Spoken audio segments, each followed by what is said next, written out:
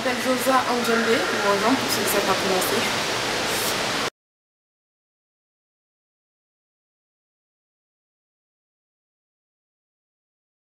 Le massage à la camerounaise parle d'un phénomène qui s'appelle le massage des seins, dont un quart, a priori, des jeunes filles au Cameroun sont victimes, c'est-à-dire que les mamans, les grands-mères, les tantes prennent des objets contondants qu'elles mettent au feu et elles vont ensuite, je dis masser, mais c'est davantage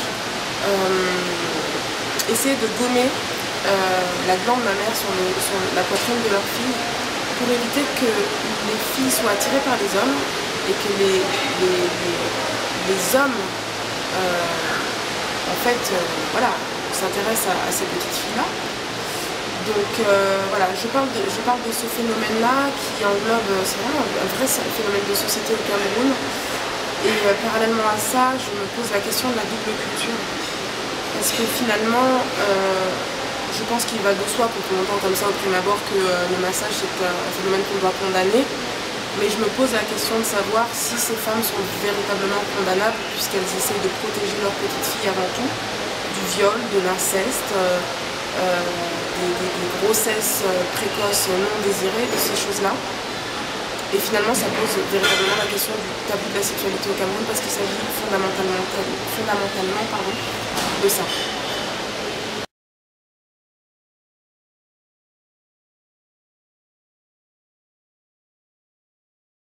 Les jeunes filles que j'ai interviewées, Lydie et Clarisse, ça a été très spécial parce que quand je suis arrivée dans leur village, je me suis dit ça va être très compliqué, elles ne me connaissent pas, il y a la caméra, on parle de choses très intimes. Et finalement, au moment où j'appuie sur REC, et je leur pose des questions, parce que je pose des questions, elles ne sont pas au montage, mais je pose des questions de manière très directe, elles se livrent. Elle se livre et ce que moi je prends à la fois en tant que cadreuse, réalisatrice et en tant que femme, c'est très violent. Les propos sont très violents et c'est la première fois qu'elles vont témoigner. Donc il n'y a pas eu cette retenue-là et c'était très bien parce que finalement pour elles m'ont dit à la fin, voilà, c'était la première fois qu'on en parlait véritablement, même leur propre mère n'était pas au courant des viols qu'elles ont subis. Et il y a eu Philomène, une maman qui a témoigné, qui massait ses filles. Et Philomène, elle, sans complexe. Elle m'a raconté comment elle massait, face caméra, elle n'avait pas de problème avec ça. Et c'est au moment justement où je lui dis, mais est-ce qu'il n'est pas préférable de parler de sexualité aux enfants plutôt que de détruire les chairs des enfants? Et là, oui, là il y a eu une distance qui s'est installée. Il y a eu du silence, il y a eu des rires et des sourires gênés. Et j'ai compris que j'avais mis le doigt dedans.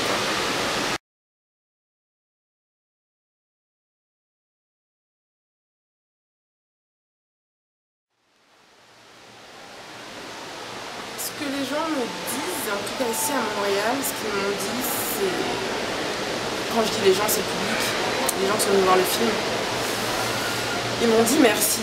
D'abord, c'est un merci est revenu plusieurs fois parce que c'est un phénomène qui n'est pas connu. Et souvent, on le compare à l'excision.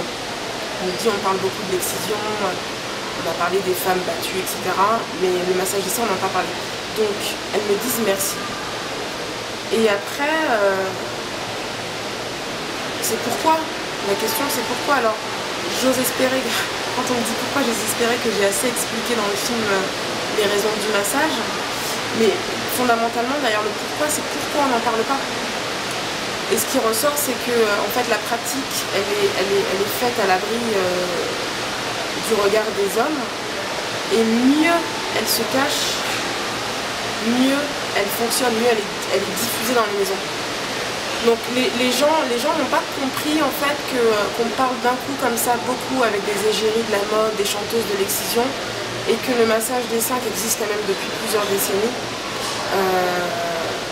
et ben on a l'impression qu'il est connu là juste maintenant en 2011 quoi. Donc ça a été ça les réactions, principalement du public. Voilà. Moi après j'ai fait ce que j'avais à faire. J'ai acheté ma caméra, je suis partie au Cameroun, j'ai rencontré des gens, j'ai tourné, j'ai monté mon film en pyjama dans ma chambre parce que c'est un film sans budget, il n'y a absolument pas de production, il n'y a pas de distributeur. J'ai monté sur mon ordinateur comme on peut envoyer un email sur son ordi portable. Et j'ai envoyé au festival parce que je me suis dit voilà,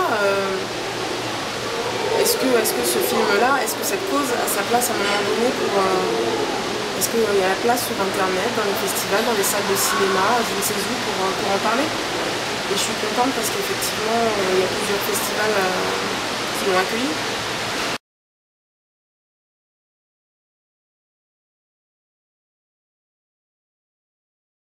Une maman veut que son enfant vive longtemps, qu'il fasse de belles études, qu'il ait lui-même des enfants. Voilà, moi j'espère que le film, c'est pas juste un film que j'ai fait pour ajouter une ligne à mon CV, vraiment c'est un film que j'ai fait. Je me suis pas posé de questions, ça s'est imposé à moi, je devais le faire. D'autant que je suis d'origine camerounaise, donc ça a titillé ma conscience, ça a titillé mon être. Ça a titillé la personne que je suis, donc c'était pas juste un film comme ça. Maintenant, un film ça a une vie, donc il date de 2010, mais on m'a fait comprendre qu'un film, quand il vieillit, il a de moins en moins de chances de fréquenter les salles de cinéma. Maintenant, j'espère qu'il pourra fréquenter, je sais pas moi, des centres culturels, aller dans des associations, qui soient un outil et qui permettent d'éduquer et qui permettent au moins de sensibiliser les gens. Voilà, donc c'est ce que j'espère, c'est ce que je souhaite pour ce film. Après, je ne peux pas savoir quelle vie il aura, mais je lui souhaite une belle vie, je ne peux pas lui souhaiter autre chose.